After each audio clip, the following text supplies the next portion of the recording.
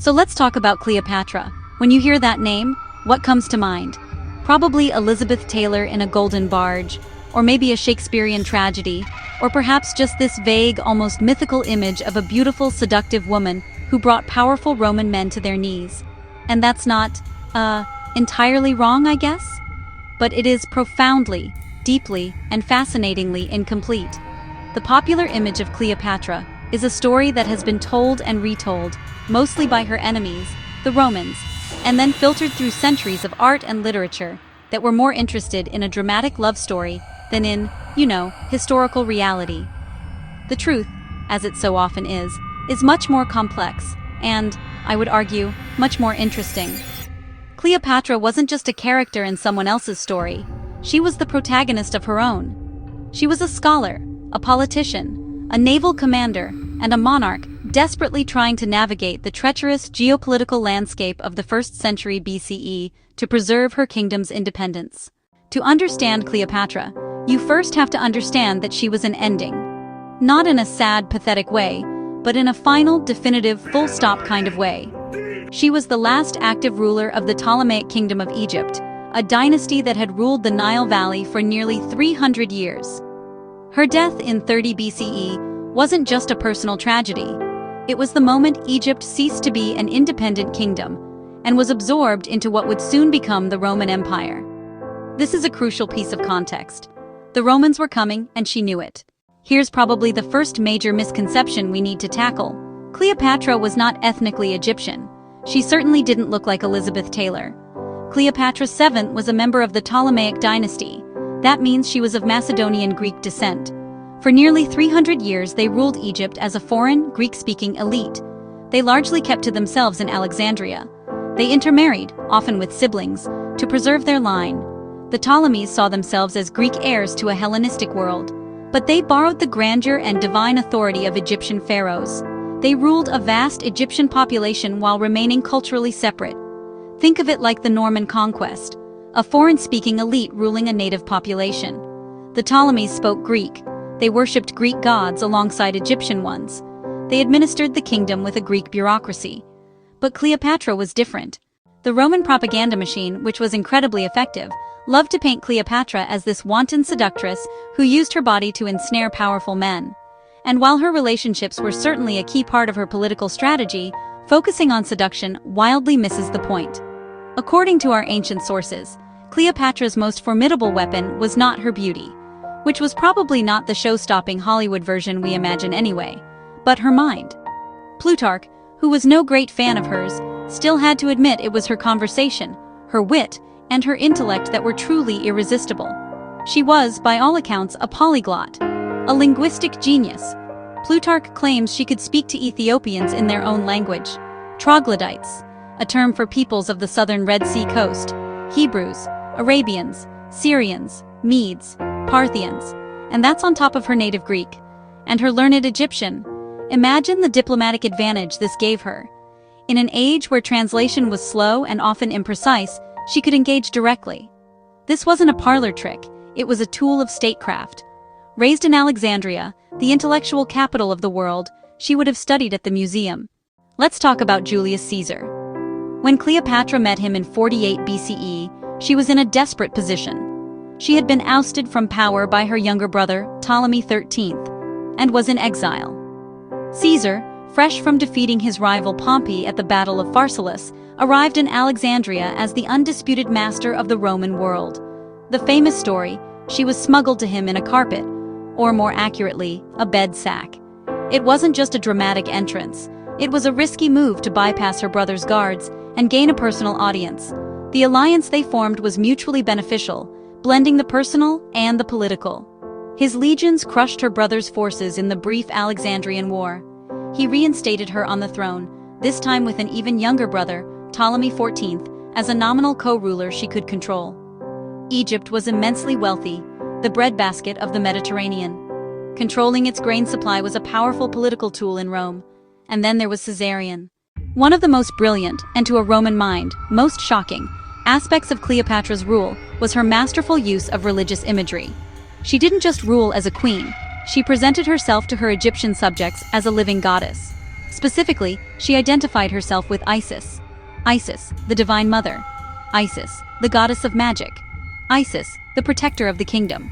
Isis, the faithful wife who resurrected Osiris. By embodying Isis, Cleopatra tapped into a deep well of religious devotion and ancient tradition. It was a comprehensive branding strategy. She participated in religious festivals and rituals, she spoke their language, and she actively embodied their most cherished goddess. When she had her son with Julius Caesar, she linked Caesarion to Horus. Julius Caesar was presented as Osiris. This elevated Caesarion to a divinely ordained heir. The partnership of Antony and Cleopatra was a direct challenge to the power of Octavian in Rome. For years, a tense political standoff simmered across the Mediterranean, punctuated by propaganda wars. Octavian, a master of public relations, painted Antony as a man who had abandoned his Roman identity. He claimed Antony was bewitched by a foreign queen and planned to move the capital of the empire from Rome to Alexandria. Antony officially divorced his Roman wife, Octavia, who happened to be Octavian's sister. In Rome, Octavian illegally seized Antony's will from the Temple of the Vestal Virgins and read it to the Senate. The will reportedly confirmed the territorial grants made at the donations of Alexandria and, most damningly, expressed Antony's wish to be buried in Alexandria beside Cleopatra. Crucially, he declared war not on Antony, but on Cleopatra, framing the conflict as a defense of Rome against a foreign enemy. This led to the decisive confrontation, the naval battle of Actium in September of 31 BCE. The west coast of Greece became the stage for one of the largest naval battles in ancient history. Antony and Cleopatra combined their fleets, a massive force of around 500 warships, many of them enormous multi-decked behemoths. They faced the fleet of Octavian, commanded by his brilliant admiral, Marcus Agrippa. Agrippa's ships were smaller, lighter, and more maneuverable, a key advantage in the enclosed bay where the battle took place. The battle itself was a disaster for Antony and Cleopatra. Agrippa's fleet outmaneuvered their larger ships using grappling hooks and raining down projectiles. At a critical moment in the battle, for reasons that are still debated by historians, Cleopatra's squadron of 60 ships broke through the line and fled the battle heading for Egypt. Antony, seeing her leave, abandoned his flagship and followed her with a handful of ships. Their flight caused the morale of the remaining fleet to collapse. The battle turned into a rout, and by the end of the day, Octavian was the undisputed master of the sea. The war wasn't over, but the outcome was no longer in doubt. Antony and Cleopatra retreated to Alexandria. The following year, in 30 BCE, Octavian's legions invaded Egypt. Antony's remaining forces were demoralized and depleted. Many deserted, others were quickly defeated. A false report said Cleopatra had killed herself. Antony fell on his sword. The report was wrong. The dying Antony was carried to the mausoleum where Cleopatra had barricaded herself. He died in her arms. Octavian's goal was simple: take her to Rome and parade her in his triumph. For Cleopatra, this was unthinkable. The traditional account, popularized by Plutarch and by Shakespeare, says Cleopatra had an asp, a venomous Egyptian cobra, smuggled to her in a basket of figs. Historians and toxicologists doubt it. Alternatives exist, maybe a fast-acting poison hidden in a hairpin or a comb, or more sinister, assassination and a convenient story. Octavian, now the sole ruler of the Roman world, soon to be crowned as Emperor Augustus, acts swiftly to secure his power. He has Cleopatra's son by Caesar, Caesarion, hunted down and executed. Plutarch recorded his reasoning: "It is not good to have too many Caesars." Her 3 children with Mark Antony were spared. They were taken back to Rome. They were given to Octavian's sister Octavia to be raised. Of the 3, we only know Cleopatra Selene's fate. She was married to Juba II. Together they ruled Mauritania. Through her, Cleopatra and Antony's bloodline continued, mingling with the Julio-Claudians. But her most enduring legacy was crafted by her enemies. The image of her as a foreign, decadent, hypersexualized seductress dominated Roman histories. That caricature echoed across centuries: plays, poems, paintings, films. It served Octavian, justifying his war and framing his moral victory. Shakespeare's Cleopatra is not just a seductress. She is a ruler of infinite variety. Almost every depiction reflects the storyteller more than the historical woman herself. Cleopatra's story didn't end with her death in 30 BCE. In many ways, that's when the story of Cleopatra as we know her truly began. She immediately became a figure of fascination for Roman poets and historians.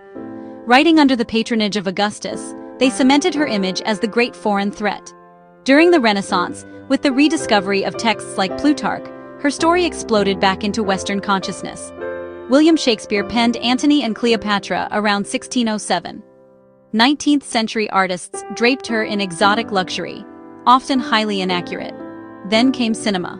Star power and spectacle fixed a new image. Cleopatra became a cultural touchstone. Female power, dangerous sexuality, exoticism, tragic love, political ambition. She has been endlessly reinterpreted across cultures and eras. The quest to find the real Cleopatra is to look past the mountain of cultural baggage and see the brilliant, multilingual, politically astute, who fought to save her kingdom from the jaws of Rome. We can look at the coins, the statues, and the writings of the time and try to piece together a more complicated, more human, and more accurate picture. Cleopatra represents the road not taken, a tantalizing what-if of history. What if she and Antony had won at Actium? What if Caesarion had lived to unite the legacies of Egypt and Rome? We can never know. But it reminds us that history is not inevitable. It is the result of choices, of battles, of victories, and of defeats. Cleopatra was the last pharaoh of Egypt, and one of the first truly global figures, shaped by the collision of Greek, Egyptian, and Roman worlds. And that is a story worth remembering correctly.